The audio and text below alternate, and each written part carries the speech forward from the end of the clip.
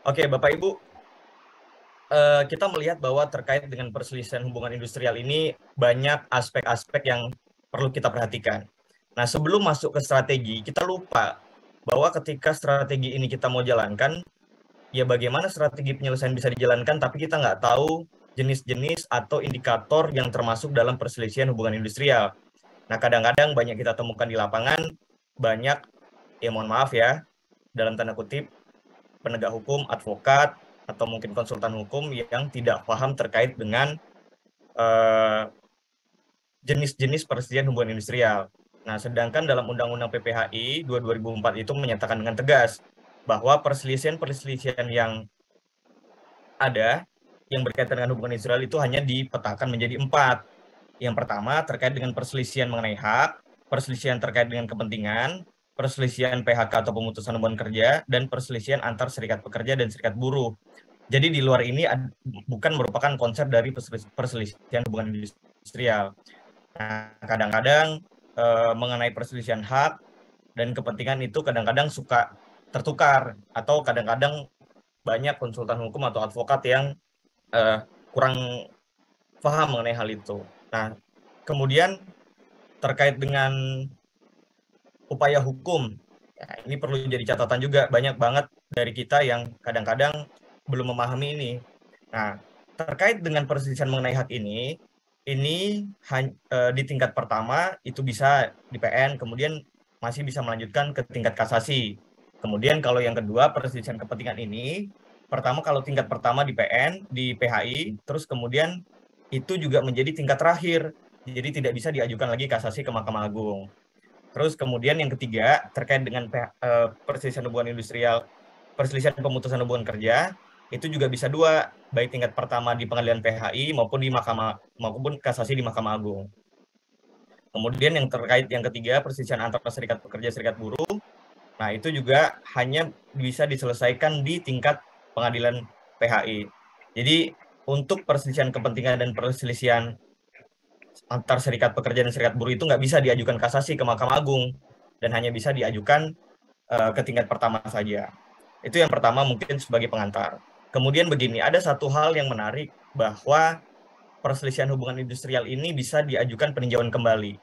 Nah, tapi terkait dengan perselisihan hubungan industrial ini bisa diajukan peninjauan kembali, itu sudah dianulir oleh surat edaran Mahkamah Agung. Nah, ini baru saya tahu juga nih bahwa surat edaran Mahkamah Agung lebih tinggi kedudukannya dibanding undang-undang. Sedangkan ketentuan ketenagakerjaan diatur di undang-undang harusnya kan hierarkisnya lebih tinggi. Tapi faktanya surat edaran Mahkamah Agung menganulir uh, upaya hukum peninjauan kembali terhadap perselisihan hubungan industrial. Nah, memang dalam Undang-Undang Hubungan Industri dalam Undang-Undang 13 tahun 2003 itu mengatur terkait dengan upaya hukum PK. Tapi faktanya ketika kita mengajukan di gugatan perselisihan hubungan industrial, nggak ada kamarnya, kamar PHI-nya nggak ada untuk peninjauan kembali. Jadi kadang-kadang masih ada peraturan dan ketentuan hukum yang tumpang tindih antara para pekerja maupun pengusaha dalam melakukan upaya hukum. Itu yang pertama. Kemudian boleh dibantu next.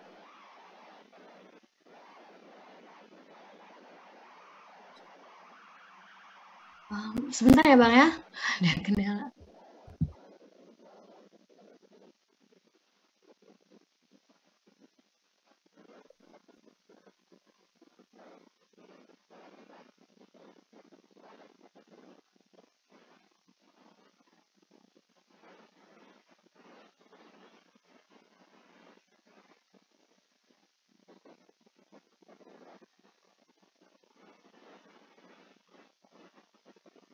Oke, baik. Kalau yang kedua, jadi begini, perselisihan hubungan industrial itu pada hakikatnya adalah wajib diupayakan penyelesaian terlebih dahulu melalui perundingan bipartit secara musyawarah untuk mencapai mufakat.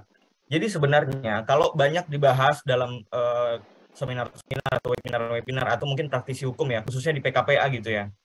Jadi banyak sharing-sharing berkaitan dengan pidana ketenagakerjaan. Faktanya memang ada ketentuan atau klausul undang-undang pidana terkait ketenagakerjaan. Tapi di lapangan sangat sulit sekali mempidanakan seseorang hanya karena adanya perselisihan hubungan industrial. Jadi kalau terkait dengan ketentuan atau klausul pidana dalam hubungan industrial itu biasanya didahulukan untuk perundingan bipartit. Jadi sebenarnya di ketentuan, mohon maaf ini bisa mundur satu tingkat nggak ya? Ya. Di dalam ketentuan pasal 3 Undang-Undang Nomor 2 2004 itu clear menyatakan wajib. Jadi wajib itu suatu keharusan. Sedangkan kalau seandainya kita bicara mengenai pidana itu kan bagian dari ultimum remedium. Jadi upaya akhir atau upaya terakhir. Jadi nggak bisa serta-merta bahwa kadang sering banget kita temukan di lapangan, khususnya kami sebagai praktisi hukum, seringkali kami juga mendampingi perusahaan atau seringkali kami mendampingi pekerja. Kalau dari sisi perusahaan mereka menyampaikan bahwa kalau justru mereka dilaporkan pidana, justru mereka senang. Kalau seandainya tidak terbukti, ya mereka nggak perlu lagi berunding bipartit terhadap pekerjanya. Tapi kalau di sisi pekerjanya, ketika dia mau melakukan atau ketika dia mau melaporkan dugaan tindak pidana terhadap perusahaan, seandainya tidak terbukti, ya perusahaan tidak akan mau lagi melakukan perundingan bipartit terhadap pekerja. Nah, tentu itu sangat merugikan dan menghilangkan hak-hak pekerja seperti pesangon dan uang penghargaan masa kerja. Nah, itu satu. Nah, kalau dari sisi perusahaan, ya perusahaan tinggal menunggu aja dan membuktikan sebaliknya tentu kan, apakah memang dugaan tindak pidana itu terbukti atau tidak. Karena sepanjang pengalaman saya menangani kasus perselisihan hubungan industrial yang berkaitan dengan pidana dan ada kaitannya terkait dengan hubungan kerja, itu yang ada irisan dengan memang tindakan pidananya sendiri.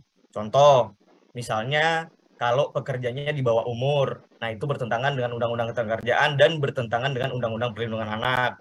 Kemudian yang kedua, contoh pekerjanya itu dikirim ke luar negeri tanpa mengikuti syarat-syarat ketentuan pekerja migran Indonesia yang clear berdasarkan Undang-Undang penempatan tenaga kerja Indonesia ke luar negeri. Ya, itu kan bisa kita katakan tindak pidana perdagangan orang. Faktanya dia di sana bukan bisnis, dia di sana bukan berwisata, tapi di sana justru mereka bekerja. Nah, jadi dulu mungkin Bapak Ibu dan rekan-rekan sekalian pernah dengar ada kasus pelarungan salah satu pekerja migran Indonesia di laut di Busan, Korea Selatan. Nah, itu memang secara pada umumnya mereka di sana mau bekerja, tapi faktanya mereka menjadi korban dari tindak pidana perdagangan orang. Sehingga ketika pulang ke Indonesia, ya hak-haknya mereka hilang. Dan kalaupun mau diaudiensi oleh Kementerian Ketenagakerjaan sudah sulit. Karena tidak adanya hubungan kerja yang jelas, tidak ada perjanjian yang jelas, dan tidak ada perlindungan dari negara terhadap pekerja migran Indonesia tersebut. Nah, itulah untuk konsep, makanya perselisihan hubungan industrial ini wajib diupayakan penyelesaian terlebih dahulu melalui perundingan bipartit secara musyawarah untuk mencapai mufakat. Baik, Mbak, boleh dilanjut. Nah, kalau kita lanjut kepada strategi penyelesaian perselisihan hubungan industrial. Nah, ini adalah strategi penyelesaian hubungan industrial secara umum. Ya, ada 3 biasanya sebelum bersengketa. Nah, kalau yang pertama, penyelesaian melalui mekanisme bipartit di internal perusahaan. Nah, ini ada 2 konsep yang perlu dipahami oleh Bapak Ibu sekalian dan rekan-rekan dalam jangka 30 hari sejak dimulainya perundingan. Jadi begini, kenapa tadi saya bahas bahwa ketika banyak sekali mungkin praktisi juga ada di lapangan ketika memang ada kliennya di PHK atau mungkin saudaranya di PHK atau mungkin rekannya di PHK, jangan langsung serta-merta menyampaikan somasi atau jangan langsung serta-merta udah laporkan polisi aja. Kita kembali lagi dengan ketentuan ketenagakerjaan bahwa dan Undang-Undang PPHI bahwa segala sesuatunya diselesaikan melalui perundingan bipartit. Jadi perundingan bipartit ini hasilnya bisa 2. Satu, bisa jadi risalah musyawarah, atau yang kedua, bisa hasilnya surat. Nah, surat itu begini. Jadi begini, kalau seandainya perusahaan mau diajak berunding, maka hasilnya risalah musyawarah. Tapi ketika pekerja yang sudah kena PHK, tapi perusahaan tidak mau diajak berunding, maka untuk pencatatan ke Disnaker Transnya itu, pencatatan perselisihan itu bisa menggunakan surat undangan. Nah, tapi disertai, jangan lupa Bapak Ibu dan rekan-rekan sekalian, disertai tanda terima. Jadi tanda terima itu bahwa kita sudah meyakini pengiriman dari undangan musyawarah kita atau undangan bipartit itu dilakukan secara sah dan patut. Nah, itu bisa juga. Jadi nggak serta-merta hanya melalui risalah musyawarah. Karena pada faktanya kan belum tentu semua perusahaan mau dong dengan mau dengan serta-merta, oh ya udah kita musyawarah, kan nggak begitu. Ada juga perusahaan yang cuek, ada perusahaan juga yang acuh tak acuh. Jadi tidak semua perusahaan itu menerima menerima ajakan musyawarah atau perundingan bipartit dari pekerja. Jadi dari sisi pekerja juga harus berpikir, jangan serta-merta mensomasi, jangan serta-merta melaporkan pidana, karena itu nanti akan berakibat dengan hilangnya atau kerugian dari penerimaan manfaat, pesangon, penghargaan masa kerja, dan uang penggantian hak. Nah, itu yang pertama. Terus kemudian kalau pihak yang berkepentingan itu ada dua. Yang pertama pekerja atau buruh, dan tentu bisa didampingi oleh kuasa hukum dan perwakilan serikat pekerja. Jadi kita melihat juga Bapak Ibu begini, dalam suatu perusahaan itu ketika ada pekerja atau buruh di PHK, maka jika dia merupakan bagian dari serikat pekerja atau serikat buruh, maka serikat buruh dan serikat pekerjanya itu bisa membantu atau bisa mewakilkan untuk penyelesaian terhadap perusahaan dan melakukan perundingan bipartit. Jadi karena dia bagian dari anggota, maka dia juga bisa memberikan pendampingan lah ya, advokasi terhadap pekerja tersebut yang terkena PHK. Terus yang kedua, tentu pihaknya adalah pengusaha atau perusahaan. Nah, dalam hal ini bisa juga diwakilkan oleh divisi HRD atau divisi legal perusahaan. Nah, itu untuk perundingan bipartit yang harus selesai dalam 30 hari kerja. Jadi, kalau seandainya tidak selesai, maka kalau misalnya selesai, maka hasilnya bisa bentuknya musyawarah, risalah musyawarah, atau kalau tidak selesai, hasilnya juga bisa undangan. Jadi undangan dari pihak biasa pekerja, karena kan pihak pekerja yang mengalami kerugian karena dia di PHK oleh perusahaan. Nah, kita masuk yang poin yang kedua. Nah, poin yang kedua ini penyelesaian melalui mekanisme tripartit dengan mediasi dan konsiliasi. Nah, ini tentu ada satu hal yang menjadi penting. Kenapa tripartit ini penting? Karena di sini ada peran negara. Jadi peran negara. Jadi begini Bapak Ibu, ketika kita masuk bekerja, siapapun lah, mungkin Bapak Ibu atau rekan-rekan mau masuk bekerja, tentu kita tidak punya posisi tawar yang lebih tinggi dengan apa yang ditawarkan oleh perusahaan. Ya, jadi artinya gini, jadi perjanjian kerja itu sama dengan perjanjian pembiayaan, take it or leave it. Jadi kalau mau ya silahkan kamu bekerja, kalau tidak ya sudah. Masih banyak orang lain yang ngantri mau bekerja, kan begitu. Kecuali dalam konteks misalnya kita di hijack gitu ya. Jadi Bapak Ibu di hijack dari perusahaan lain, ditawarkan dengan benefit A, B, C, D misalnya. Salary, terus kemudian tunjangan, terus kemudian fasilitas-fasilitas lain, mungkin itu lain soal.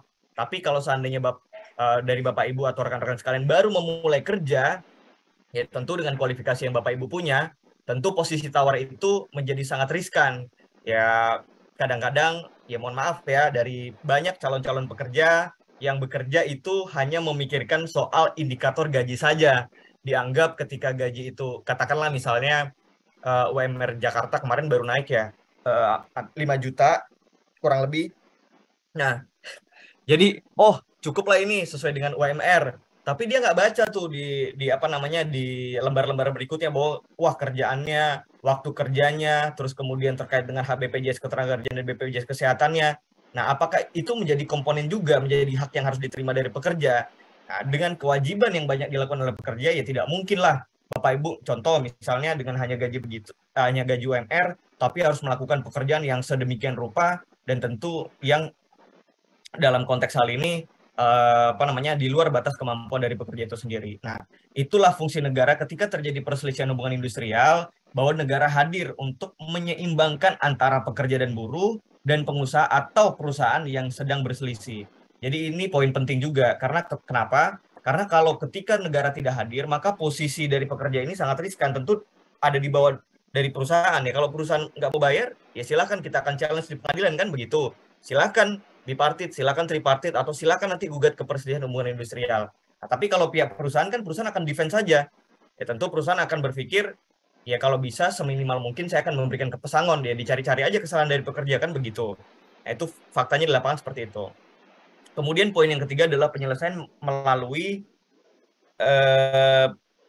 nomor 3, penyelesaian melalui mekanisme gugatan ke pengadilan hubungan industrial. Nah, begini Bapak Ibu, kalau dalam konteks tercapainya penyelesaian melalui mediasi dan konsiliasi di Snaker Trans, nah maka itu nanti akan dibuatkan oleh PB, baik itu oleh konsiliator maupun oleh mediator. Jadi nggak sampai ke gugatan perselisihan hubungan industrial. Nah, sedangkan jika terhadap proses penyelesaian perselisihan hubungan industrial itu melalui arbitrase, maka itu bersifat putusan yang terakhir. Namun jika terdapat